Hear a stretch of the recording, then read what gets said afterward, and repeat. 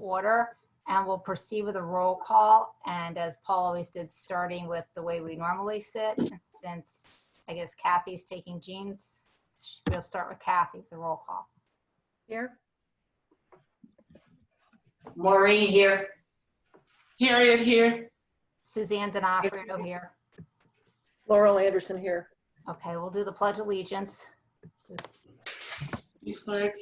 Pledge allegiance to the flag of the United States of America, America, and to the and to the republic republic for which it stands, stands, one nation, under God, indivisible, with liberty and justice for all.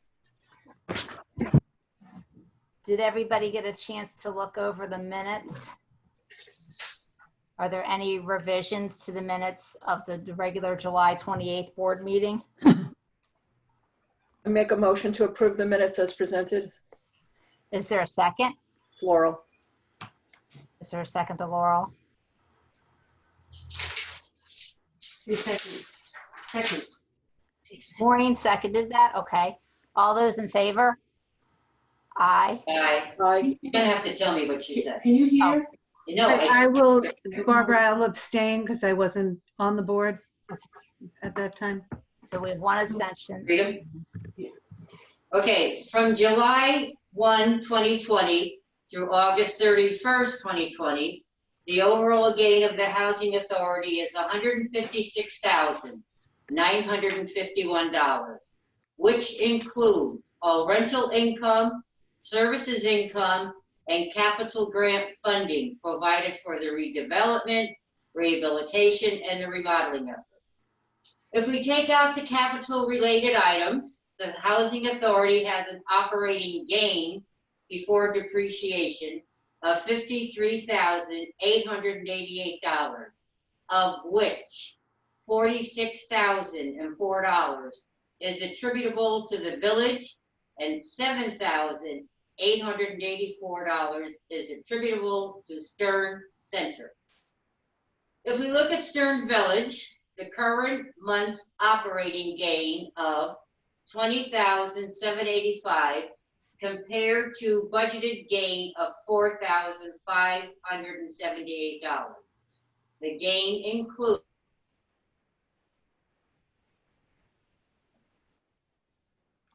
Can you guys hear? No, Harriet, we can't hear. we can't hear.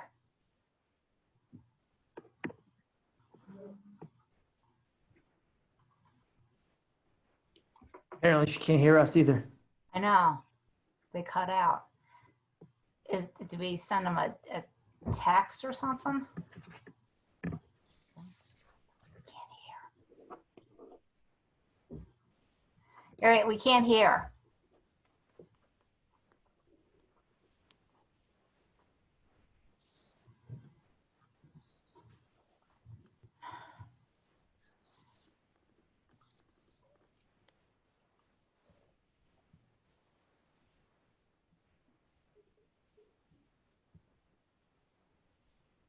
I don't know what happened to Harriet. Hey Bruce, I didn't even know you're there. Jason, how are you? Good, how are you? Good, thank you.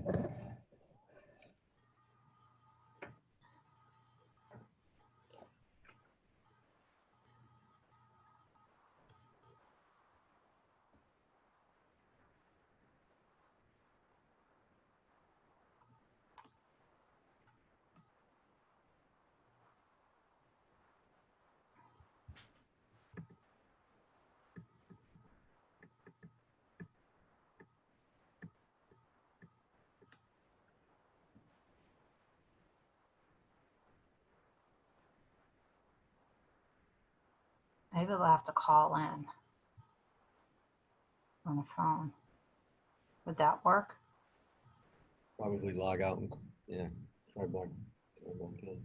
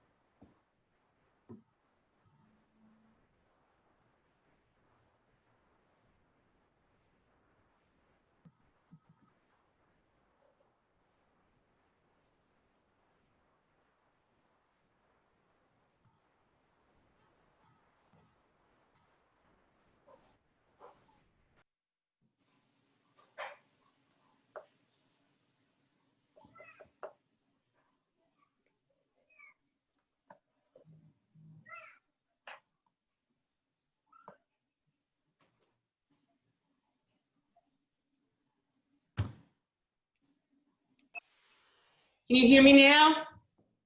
Yep. Oh, good. I don't know what happened. That's so weird.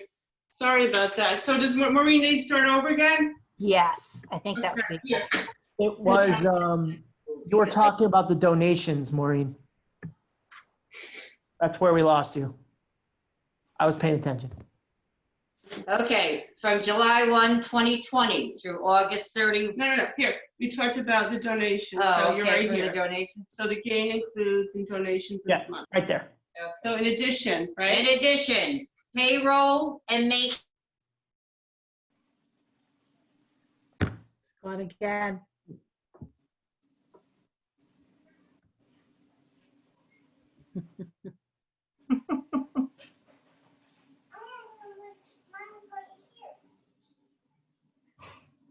They can't even, they're not even like, She's gonna get Not practice doing her report.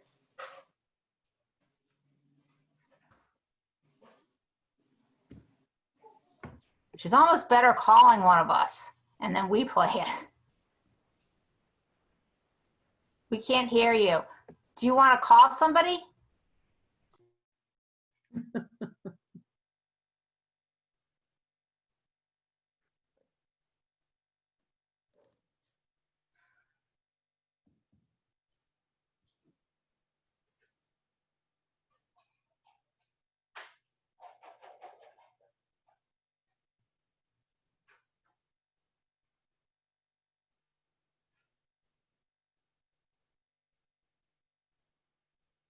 She's gonna try and call in.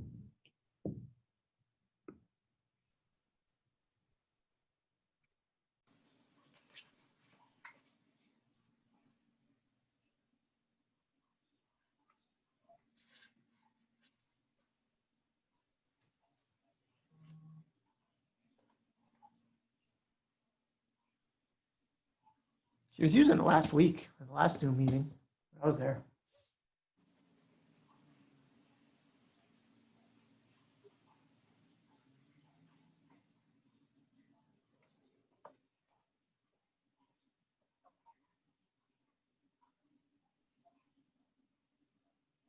Hey, Jason, Yes. well, while we have a pause, in the report that you do, I think we had agreed last time that instead of using Stern Center, we would use the word congregate in the report. Okay. All right. I didn't realize which one we agreed to. I know you had said don't flip flop back and forth. So Yeah. I will go with village and center. That's fine. I'm sorry, village and congregate. Okay, because every time we talk about it, we generally use the word congregate. Okay. Yeah, that's fine.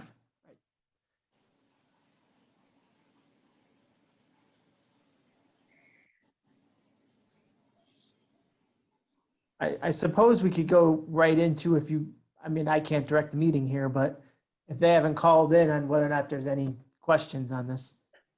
But So believe it or not, I don't on the financial statements because I noticed you changed the format. And I kind of do have some questions, but I'd like to take them offline with you okay. because they may be silly questions and I'd rather not waste everybody's time. And then if I have a challenge, I'll bring it back to the commission next month. But in the short term, on your report, which I think Maureen was about to get to, the sentence that starts, if we look at Stern Center, further down in that paragraph, it says, further, Stern Center continues to operate with higher than sustainable vacancies. So according to the vacancy sheet, there are 3 vacancies that came open in August, in late August. So according to our minutes at the last meeting, when we were reviewing our congregate committee meeting stuff, we all agreed that there could be a 3% was the total max of vacancies in the congregate and 45 days to fill. So unless I'm wrong, late August vacancies and 3 is still under the 3%. So are you saying that even at those few, which is not at the threshold of what the commission agreed, that even with those, that small number of vacancies, we're still in trouble? Well, I don't think well, you look good. So you're not in trouble as of today. But if we were to project this and if you were to stay on this path, then you would, in my mind, be in trouble. You would have to look for additional funding, because three units in 1 month is not your typical. Right, but Or if you- apparently three people either passed or Yeah, moved or so whatever. it kind of worked against you, and you Right. still had very good operating results. So that's a good thing. Right, but I guess my point is, if they're vacant end of August, and they're going to be filled end of September, I think, or, certainly early October. So we're within the 3% and we're within the 45 days. So are you saying then that we were too generous in saying 45 days? Are you saying things are so tight that? I'm saying that it's been now, July was 3, those were carryover from June. So you had 3 vacant in July, 3 vacant in August. If you get to November and you're fine, you met your 45 days, you're fine. I think you'll be fine. It's just you've blown, I shouldn't use the word blown. You've gone through your vacancy loss for the year really quickly. If that makes any sense, because you've already had 6 vacancies in 2 months. Okay, but I don't, okay, then we need to look at it differently then. We need at some point to revisit this. I think it's completely unrealistic to expect that we are never going to have 3 people move or pass per month, per year, every month of the year. I mean, with the population we're talking about, I think it is what is unreasonable is if we have 3 and it takes us 60 or 90 days to fill. That to me is completely unacceptable. Correct. But the fact that somebody passes away, or the fact that somebody has to move maybe into a nursing home or whatever else, the vagaries of that, I think we need to be able to take that into account and not have such a tight window that nobody else can pass away and nobody else can move out. And so when I'm reading that, I'm going, now, wait a minute, we seem to be within the threshold we agreed to. So if we can't even make ends meet at the threshold we agreed to, then I think we need to revisit something. Well, I do think so. What, 3%, 408,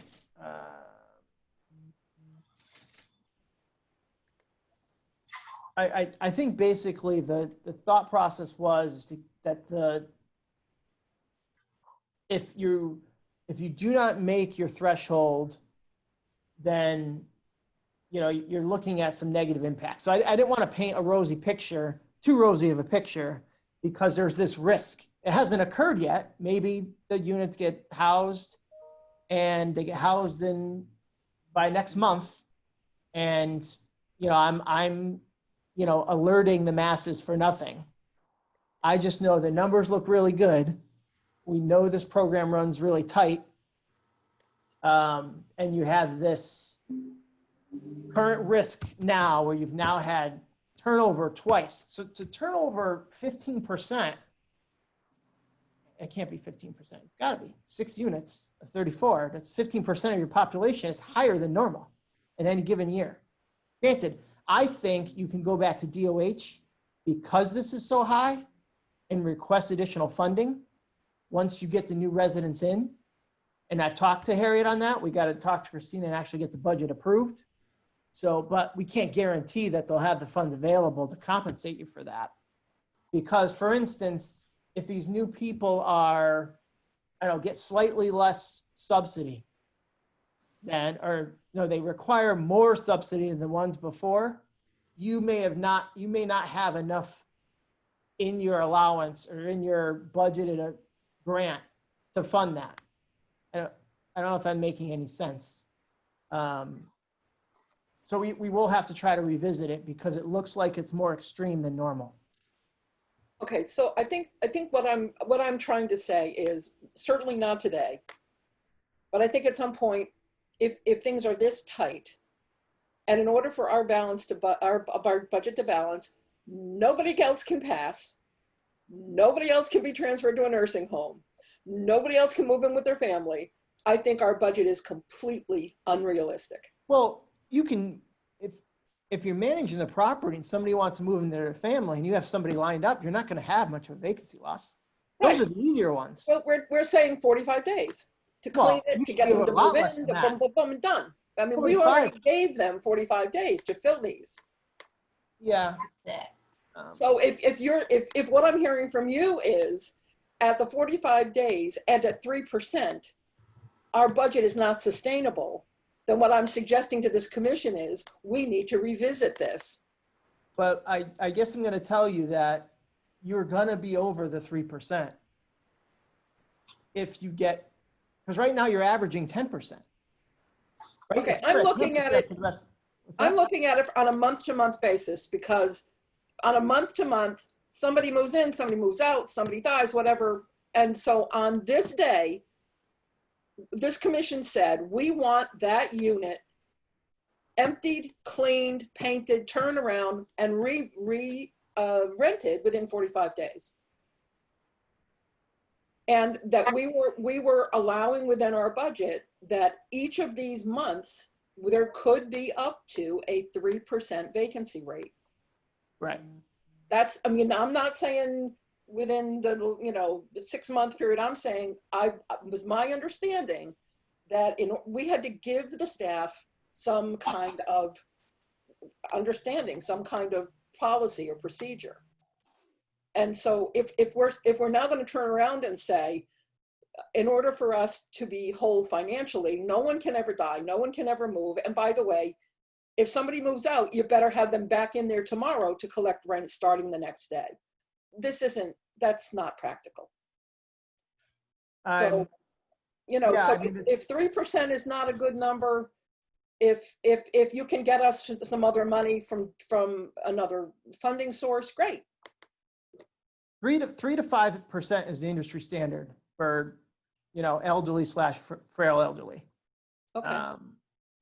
Are people just getting sicker now because they're not going out, or are they Honestly, getting sicker?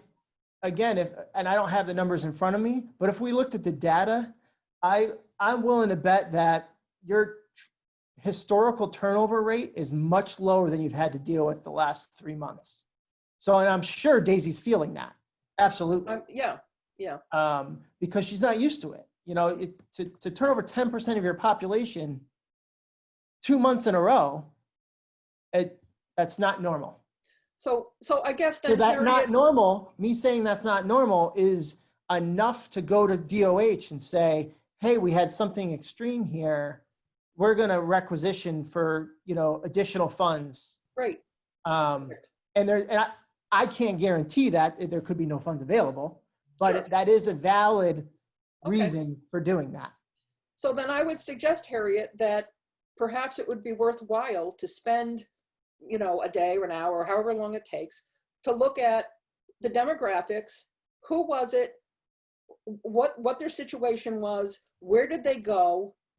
What happened this year so far? And maybe even make some phone calls to some other similar congregates. Are you experiencing the same kind of problem we are? Right. It might be just interesting to identify why suddenly is this happening. And yes, it's putting extra strain on everybody. I will absolutely do that. And I just want to let you know that I had a meeting with Daisy today to talk about some things. Can you hear me? I had a meeting with Daisy today to talk about some things that were on her plate that I could take off her plate to help her to get people in there within the 45 days. I am helping her.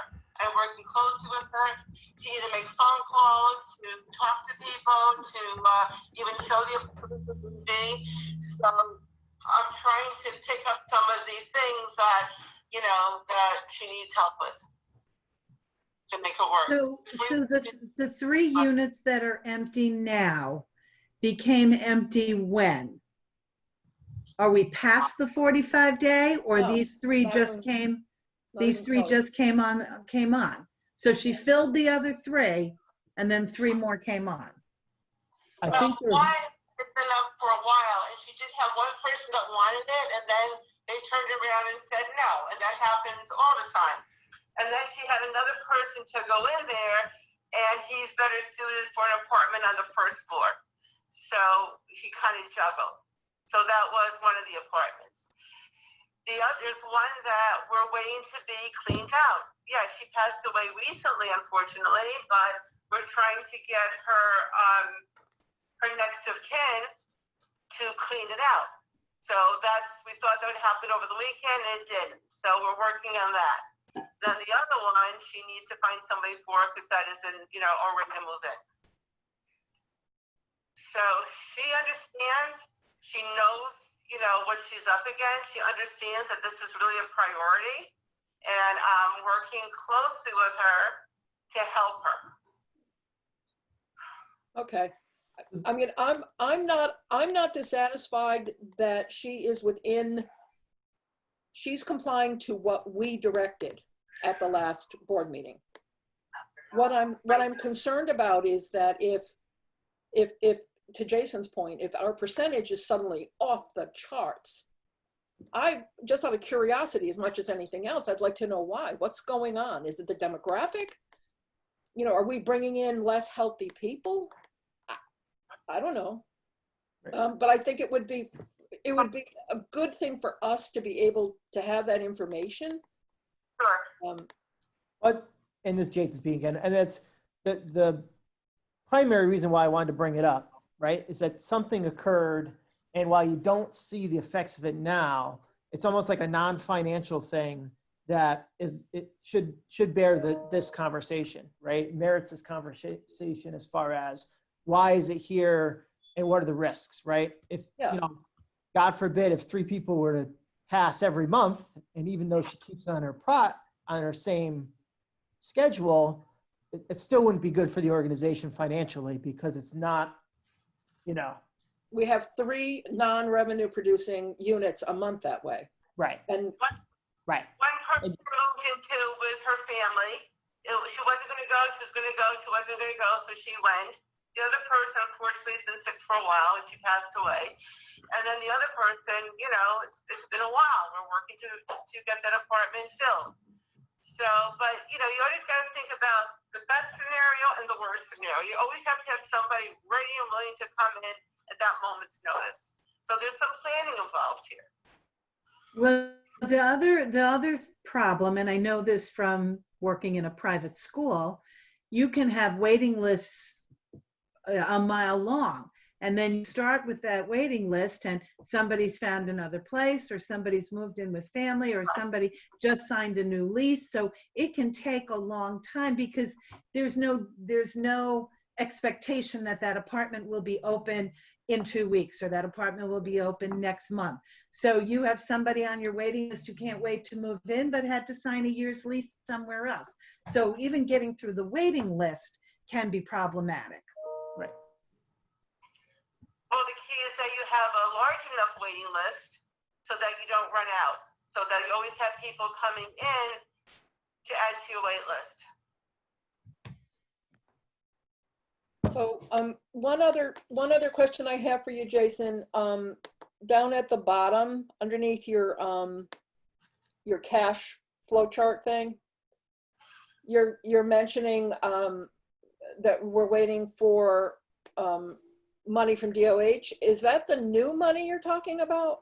No. Normal Okay. operating grants. Okay, so it's very likely then that we will get that $23,000, Yeah. which we can then apply to the 26,000 additional debt that.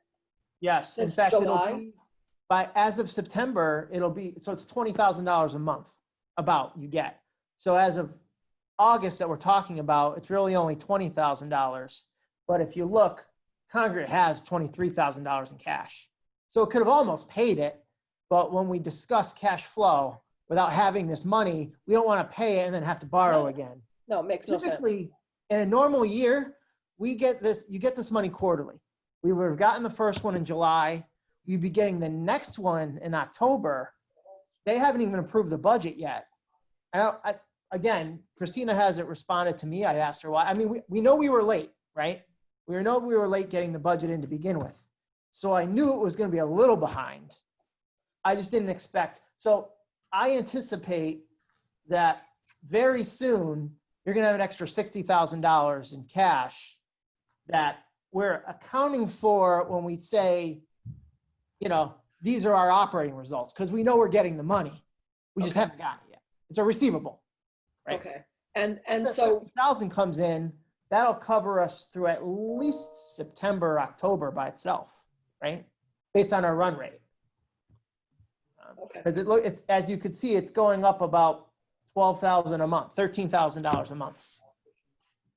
okay, So it almost, it looks as if you could pay it without the DOH subsidy, because operations are so good so far. okay.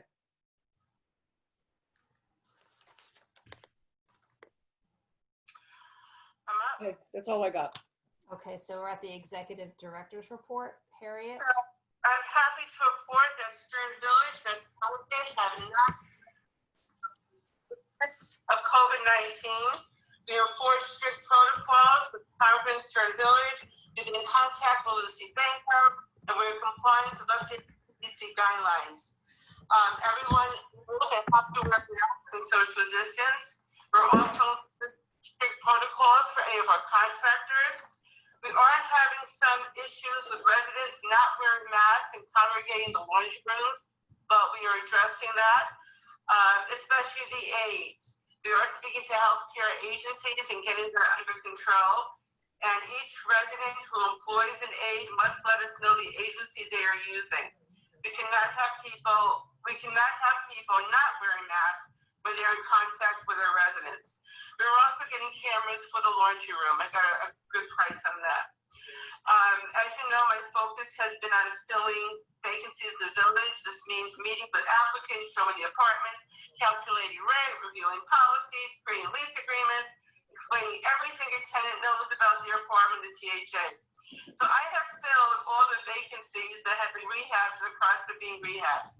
By October 30th, we will have 14 new residents in Stern Village.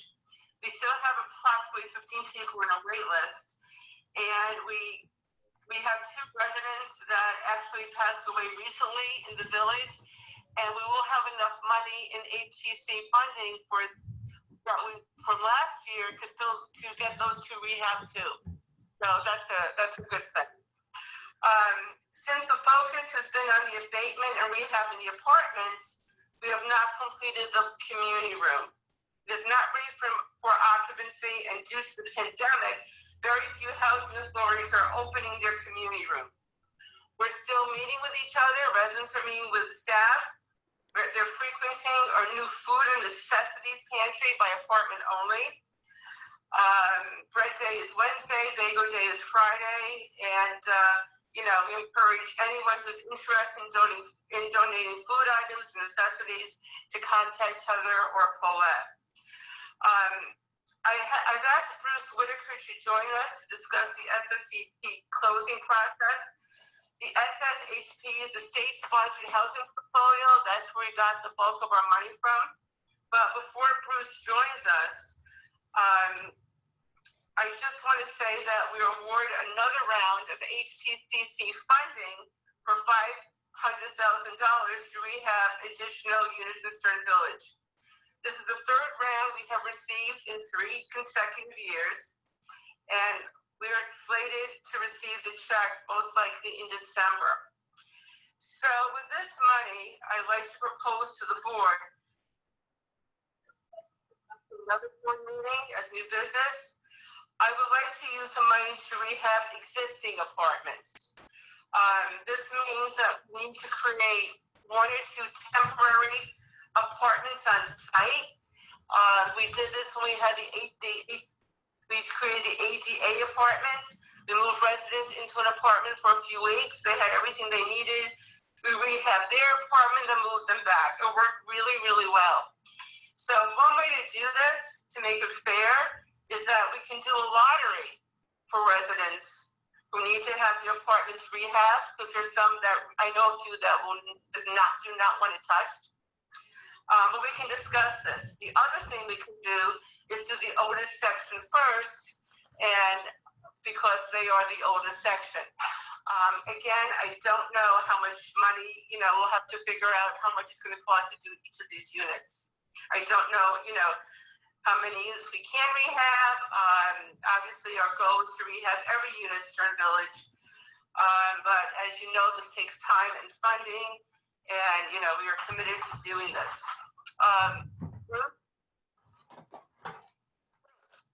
You want to talk? You got to take your mic off. That would be good. That's right. Thank you very much. So for those of you who haven't seen me wandering around the site for a while, my name is Bruce Whitaker. Company is Millennium Group, and we have been handling the construction on the SSHP and also on the HTCC money that you received. We were also the development consultant that worked in conjunction with the architect and coming up with the redevelopment plan, which was presented to the Department of Housing, which was the template and path forward for the redevelopment of Stern Village. And I'm not sure into how much detail folks want me to get into in terms of past history and how this all kind of came about. Is there anyone that wants to get the whole story, or where should I go with this thing? Any thoughts? I, for one, and hi, Bruce, my name's Laurel. Hi. You've probably not seen me before. I don't recognize you. No. I'm a relatively new commissioner. Okay. And to be honest with you, I'm really, really glad you're here, because I was actually going to ask to meet with Harriet about the rest of the rehab. So I would love to hear that these units are going to be finished and that the projected occupancy of October 30th, which is the furthest out of any of them on the vacancy list, is actually going to happen. Okay. So, and that's talking current day HTCC money. So let me just give you a little bit of history about what took place here so you can understand the process, and then we'll talk specific about the units. Obviously, Stern Village is part of the state housing program.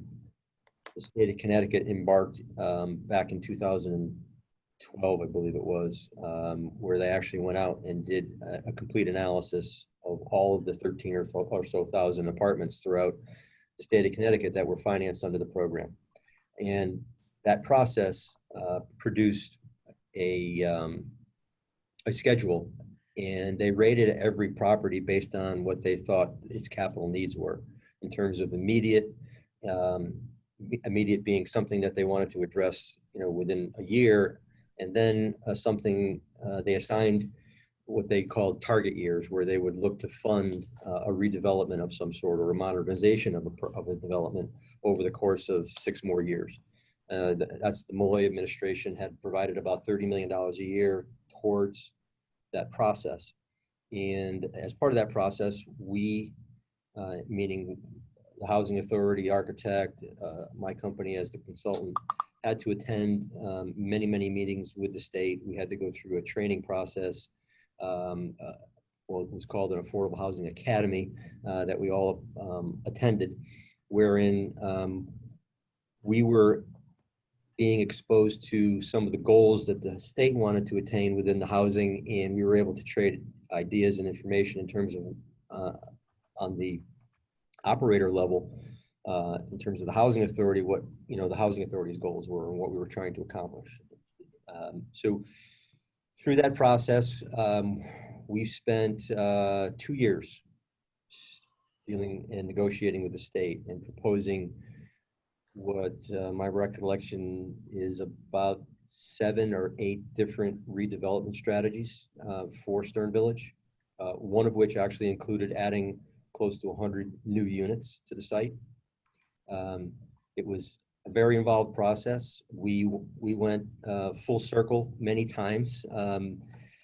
And only after we got to the point where we made an application and had a quasi award, a very significant award on a $30 million redevelopment for Stern Village, did the state come back and say, oh, we don't have the money to do that. So we never had formal award and we never got formally turned down, but we were told that we made the short list, but they ripped the list up because they ran out of money. Long story short, we ended up with a $5.2 million grant to just deal with what we called infrastructure type items and ADA compliance. And that's the work that you saw that took place over the last 16 months. It was mainly, you know, parking lots, building envelopes, roof, siding. Harriet did the windows through a small cities grant, and we did the community room and ADA units. The program that we put together and the plan that we put together was a multi-year plan. We had to lay out for the state what our plan was and how we would spend that 5.2 million, and then also how would we address dealing with the other units, meaning if we're only touching, you know, 19 ADA units, what about the other 170 some odd units that we had to touch, or 68 units? So that's when we laid out a plan to go after small cities money and also HTCC money. And to Harriet's credit, she followed the plan, and you were awarded, I believe it was 1.5 million in 3 awards for HTCCs and about 1.6 million in small cities in 2 applications. So I can say to you that that is I want to make sure I use the right term. It's unheard of in our industry to have one agency receive that amount of money sequentially in those years. And I want to believe that the reason that your group was benefited by these funds was simply because we put a very good plan together and we adhered to that plan. And because we adhered to it, the state felt obligated that they needed to adhere to their commitment, and they have. So the good story is that we've raised a little over $8 million so far. We haven't touched your replacement reserve money. And we've not only raised that money, but Harriet raised a significant chunk of money in terms of incentive money from the utility companies as well. So good story there. When COVID hit, we had just gotten the allocation of the HTCC money, and we had just started to finish up the community building, which is under the SSHP funds. And we shut down the site as of the middle of March. We only recently reopened that site maybe a month and a half ago with contractors, once there was really good guidance from, you know, the CDC and the state of Connecticut on how that might work. And our concern was clearly your population is a high-risk population. We did not want contractors or anyone walking around or through the site unnecessarily exposing anybody to anything.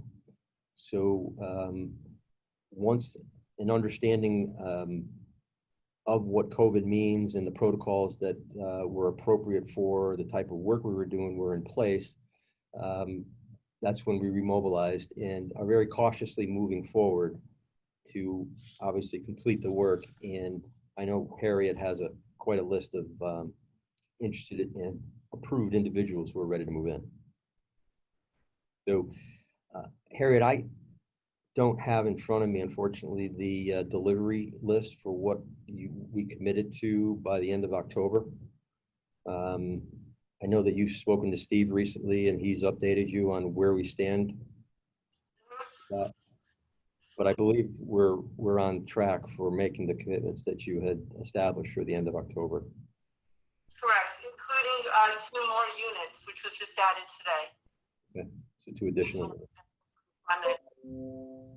So Laurel, I can say that we will meet the commitment that we've made. And then there, you know, when it comes to this new chunk of money coming in, which should arrive sometime in December, I think we need to have a very good plan in place on how we move forward. Construction on a vacant unit is very different than relocating someone out of an occupied unit, putting them in a hotel unit for a period of time, and then bringing them back. We will need to establish sanitization protocols multiple times. Obviously masking, the standard protections that we would normally use, but we need to be very careful on who we're moving, when we're moving, how they're being moved, timing of all that. It's just really important to make that the most important component of whatever we're doing. Protection of the current resident in the next phase. Even more so than trying to house or turn over a unit. I think it's really important that we make sure that everything that we do has the priority of protecting the residents in the process. Bruce, can you also talk about the closing of the SSHP project? Sure. So the grant funds are a grant, well, they call it a grant loan through DOH, but it is administered by CHFA. And that process will require what's called a cost certification. And that's where Jason will come in.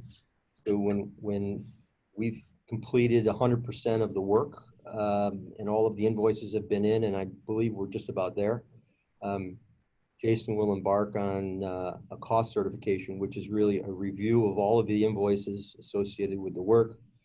Those invoices are matched against our original budget and estimates. And then there's a report that's produced that shows the analysis between what our original construction budget was, what our actual costs incurred are, and if there are any overruns or cost savings within each line item. And that goes both for what are considered hard cost construction, hard cost meaning something that, it's a hammer and nail type piece of work, roofing, siding, windows. Soft costs, something completely different, would be defined as architectural, relocation, legal fees, things of that nature. So all of the costs associated with this transaction, whether they are professional, legal, or actually hard construction costs, will all be encompassed into this actual report. It'll be given to the board. You will obviously see it. You will see of the 5.2 million, how much we actually spent and where it was spent. That will go to CHFA. There'll be a quote unquote closing, meaning an acceptance of the report. They will certify, and if there is money due back to us, meaning we have paid bills for which we have not yet been reimbursed, those bills are included in the cost cert, and at that closing time, CHFA will cut a check back to the housing authority to reimburse the housing authority for those costs incurred. The timing of that, and I don't want to be flippant, but it's anyone's guess at this point. And the reason I say that is CHFA is working remotely. No one is in the office. They have no plans to return to their office. So I can report that I have another project that we did similar to yours for the Ellington Housing Authority, which we completed the end of last year, and we are still waiting for a closing on that one. So it's been going on 9 months. So my expectation is the reality. I would think our closing would happen sometime Q1 of next year, and probably late in Q1. I don't know what your thoughts, Jason, but that's probably what we're looking at. Yeah, on ones I've been involved with. I mean, I have ones that are close to a year behind, and it's not unfathomable. In fact, I don't think I have any that are less than that. So it just seems that that's kind of the going rate these days in this climate. So I would not be surprised, I guess, if you're hitting. I certainly wouldn't say any earlier than Q1. We'll put it that way. Right. I think the good news is that the money is not in jeopardy. There's no risk here to us in terms of not performing on us, by a certain date and losing money. At this point, it's really just getting all the players into the same room. I'll use that term. Getting all the documents reviewed, looked at, signed off, and then just moving through the process. Just taking time. So, Bruce, we have a substantial vacancy allowance that will also be repaid to us. Yes, we carried, so vacancy is part of the process and it is required as part of the grant funding. So as part of our redevelopment plan, not only did we have to identify what units we were going to improve, but we had to show them on a monthly basis how we were going to do that. Did it mean that we actually had to, and I'll use the term, bank vacancies, relocate people? There's an elaborate plan that we put together. The budgets carry about $56,000 in vacancy loss that we will reimburse, or the Housing Authority will be reimbursed for as part of this SSHP program. I think to date, we've taken back 22,000 of that. So there's about 34,000, I think, left of that line item to come back to the Housing Authority as a vacancy reimbursement. And if there is vacancy beyond that, we can actually ask for a budget adjustment. And to the extent we have savings in other line items that where an amount was budgeted, but we didn't spend it, we could ask for a reallocation of some of that money into the relocation vacancy line item and recoup more of those funds should we need to do that. And we still have a few items that have to be completed for this.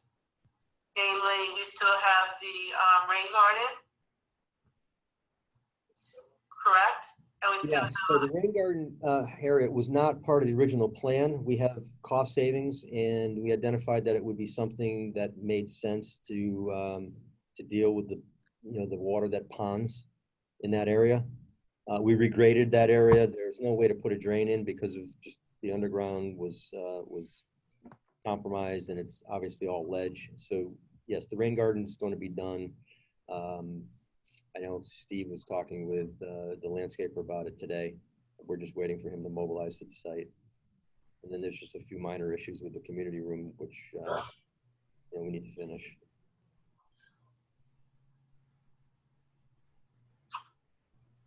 Okay, any questions for Bruce?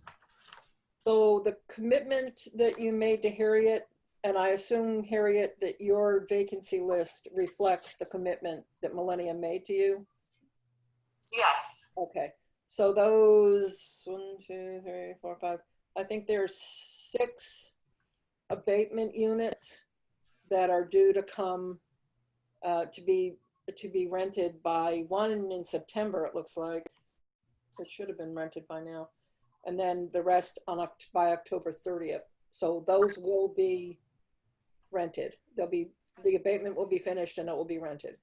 Well, again, we just added 2 new ones to the list, which will be ready in November.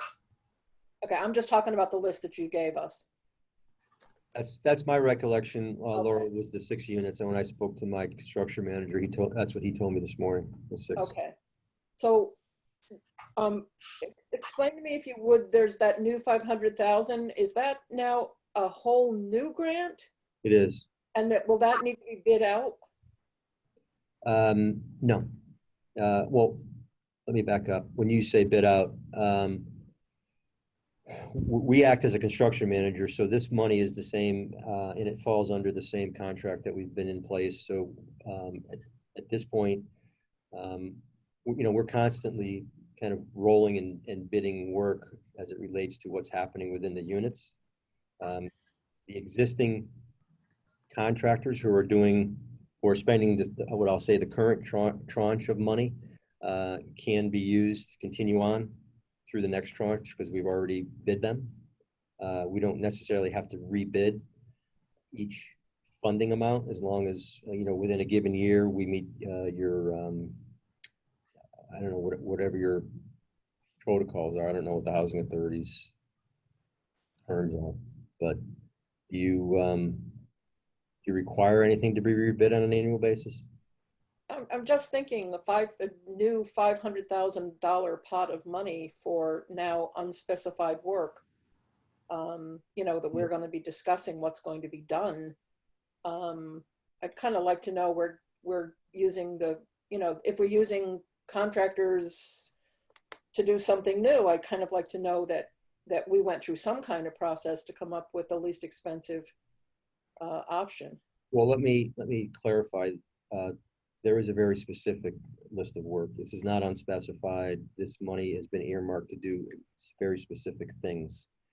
That thing being the rehab of the interiors of the units. So exactly what you're seeing being done on the current units is exactly what's going to be done with the 500K. Nothing different. Okay. Could I ask then that we think about not taking so many units offline at once? Absolutely. Because though it sounds like we're getting some of that lost revenue back, some of that vacancy, Yep. the vacancy losses, it's an issue of cash flow. So, waiting 2 years to get $50,000 back is I'm glad we're getting some of it back. And I'm glad there's an opportunity for us to try to recover all of the lost revenue. But I think at one point, this list was massive for the number of units. And I'm sure it was, back in February or March, but nonetheless, it seemed like a very large number of units had been taken off all at once.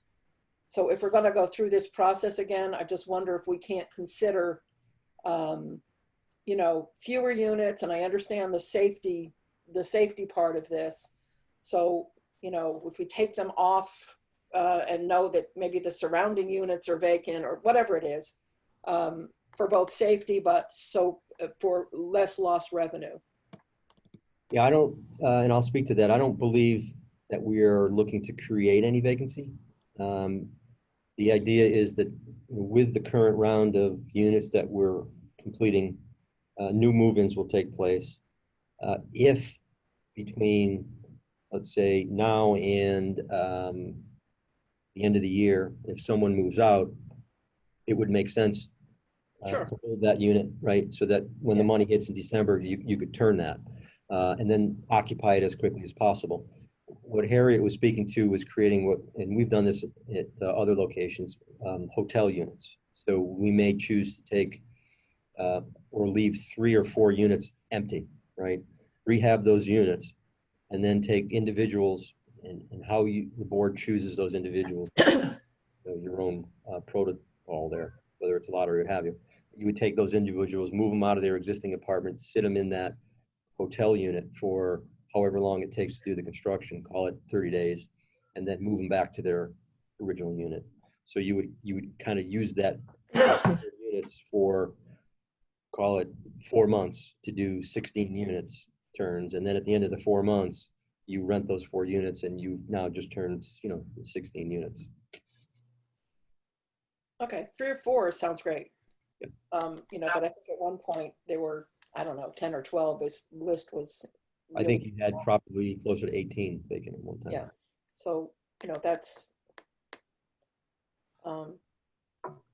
okay.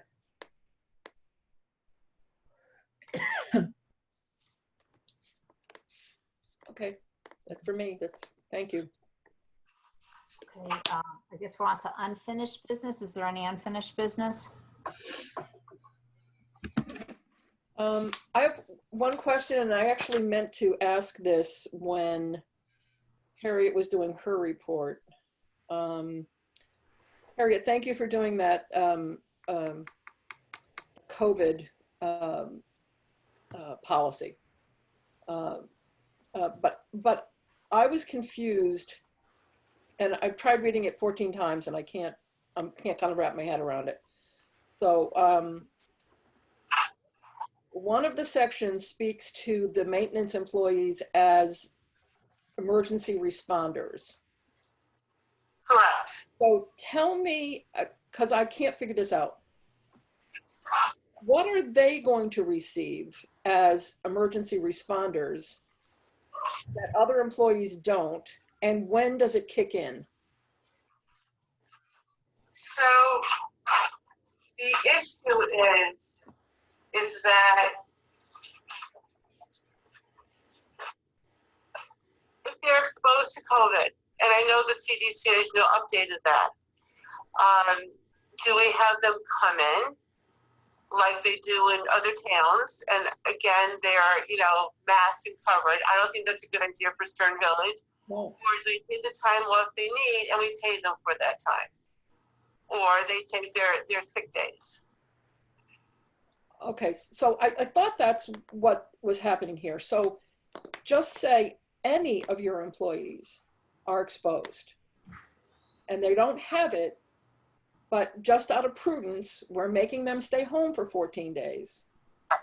Okay, so why wouldn't the rest of your staff, So we're not letting maintenance come in, right? We're not letting them come in.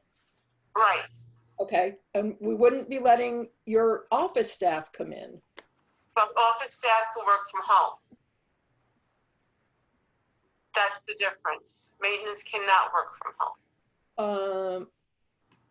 Okay, so do we need to somewhere in there then say that it's not because they're emergency responders? Because that kind of was misleading for me. I think it's because they can't work at home that we would pay them if they're stuck at home. Correct. Well, in a way, we think of emergency Sure, response. I agree with that, to be honest with you. We're making the other people work so they continue to get paid. And these other people can't work. It seems like an unfair benefit in a way, that, these maintenance guys, just for the vagaries of what they do, yes, they can't work. But I don't know. Anybody else have any issues with this? I was a little confused by it, and now I understand that our expectation is that the office workers will continue to work while we're going to give 2 weeks free pay to the maintenance guys if they're exposed and can't work. Laurel, that's what happened with the town as well. Okay. Our emergency responders, which were considered public works, police, EMS, and parks workers, they were required to come in, and everybody else was required to go home. Right. There were people who could not work from home, and the decision was to pay them anyway. If Now, they it were probably went on a lot longer than we expected it to go on, but there are people who can partially work from home, but not completely, and they are being paid. They're full-time. This is Jason speaking. I mean, I can't speak to it exactly, but part of it has to do with hourly versus salary employees. So the maintenance staff doesn't work, they don't get paid. And the thought is, well, you don't want them coming in if they might be sick, because they want to make sure they get a paycheck. You don't want to do that because it'll just, make things worse. So they created, and this isn't necessarily Trumbull's doing, it's kind of the response to the pandemic, right? Is that they created a process, whereas, let's get people to take care of themselves and not penalize the hourly workers just because they can't put in their hours. And I get that. The flip side of it is the ones that are salaried are just, hey, you got to get your work done, kind of get, the short end. But I that's. guess it's the use of the term emergency responders that kind of threw me off a little bit. I look at it as, God forbid, there's a leak, after working hours, or, they have to respond to it. So I can change the wording for that. You could call them essential Yes. workers. Yeah, it's essential. Essential for them to be able to come in. And they are getting just the 2 weeks, and anything over the 2 weeks would be their own time. Correct. And so I think if it comes up at all with the other workers, then the explanation should be, you all are able to work from home, they are not. Yeah. Not that, I think if you called in some of your office staff for some emergency, I think they all would have come in. So, the emergency part kind of threw me a little bit. So if we can just make it so that it's It's because you can keep working from home and you'll keep getting paid. But the maintenance guys can't work from home, obviously. And so they don't have an opportunity to get paid. Other than the 2 Okay. weeks. Right. Okay. But I very much like the fact that nobody, if you choose to go to California, or you choose to go to Florida, or you choose to go to Texas and they're under quarantine, that's not our problem. They come back and they're quarantined for 14 days. They're on their own because you made a choice. I'm a little heated about that because I happen to have it at work. Somebody decided at the time to go down south to spend a week with her family, and then came back and expected to be paid for the 14 days quarantine. It's like, we didn't make the choice.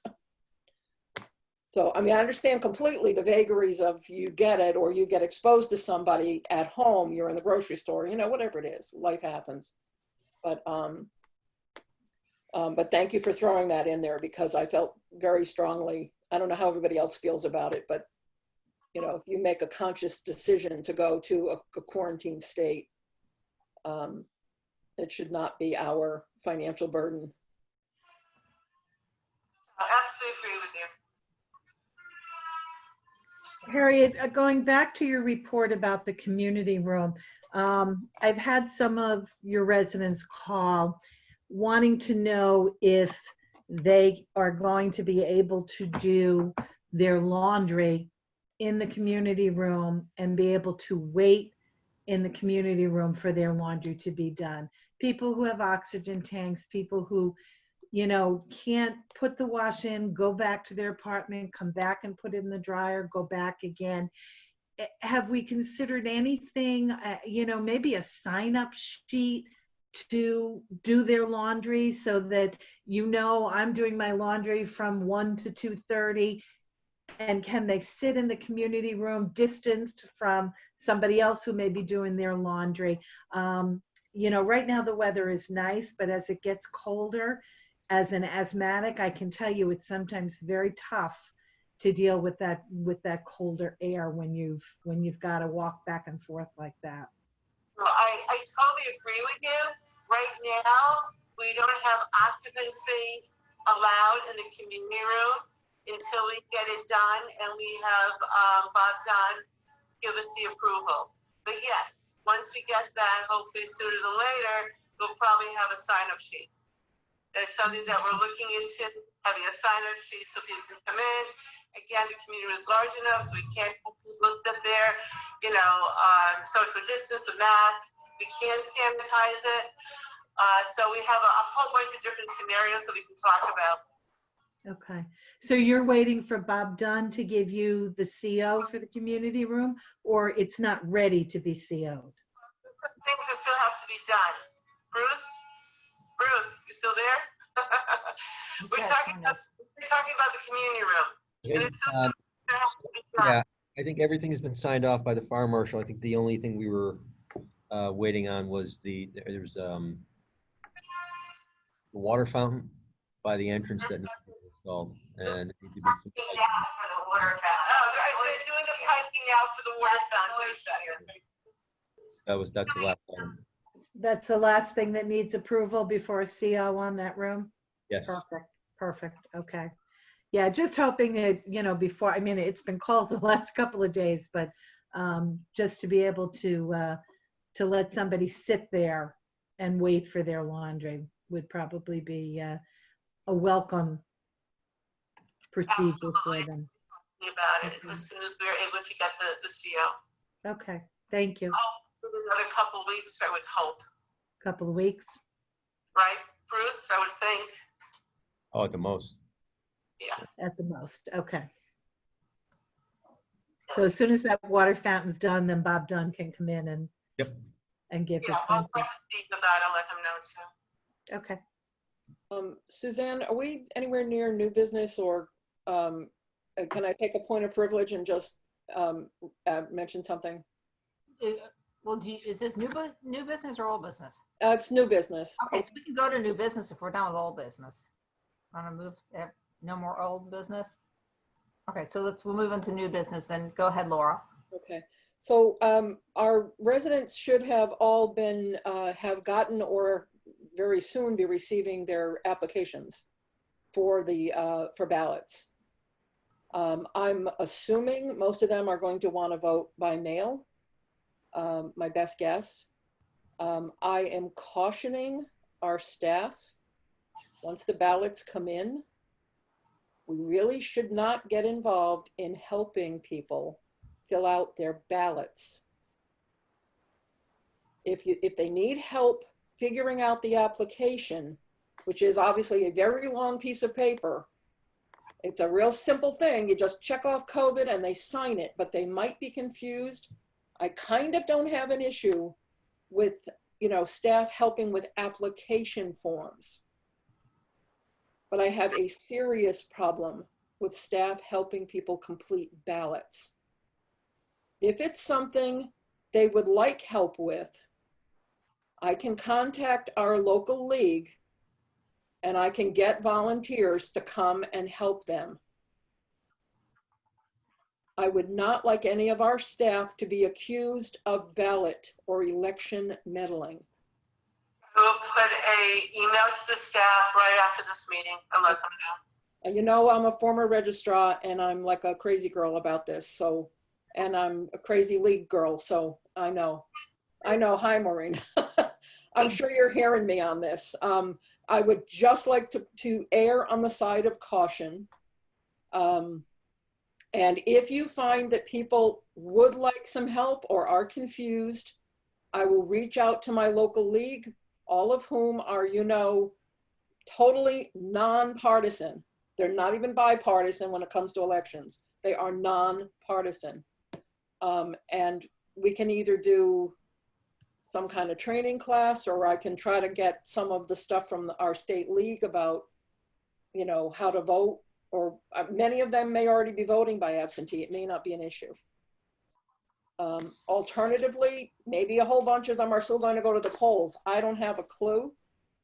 I can assure you, and I'd like you to assure them, that the town, literally Vicky started working on this the day after the primary.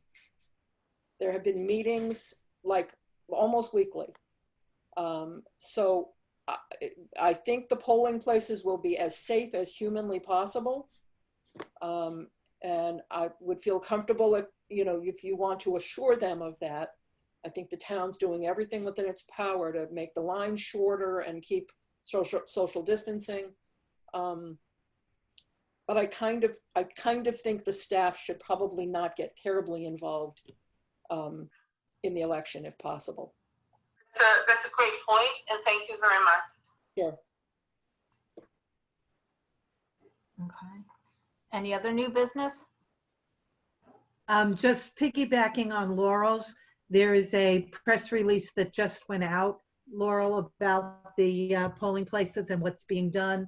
More poll workers, shorter line, more lines, so they're shorter. Social distancing between the privacy booths, just to keep people from having to wait online or stand in the polling place. They're trying to make it a walk in, get your ballot, sign, fill it out, drop it, and go, so that you're there for a very short period of time. So there is a press release that just went out this afternoon. Great, thank you, Kathy. Okay, so we're finished with new business. We're now on to resident comments, and I see there's one call in that ends in 677.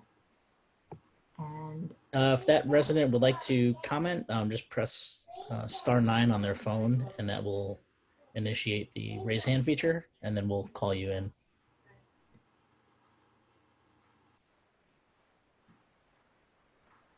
any comments? No comments? Okay, we'll move on to adjourn. I'd like to make a motion to adjourn. Is there a second? Second. All those in favor? Aye. The motion approved. The meeting's been adjourned. Thank you, everyone.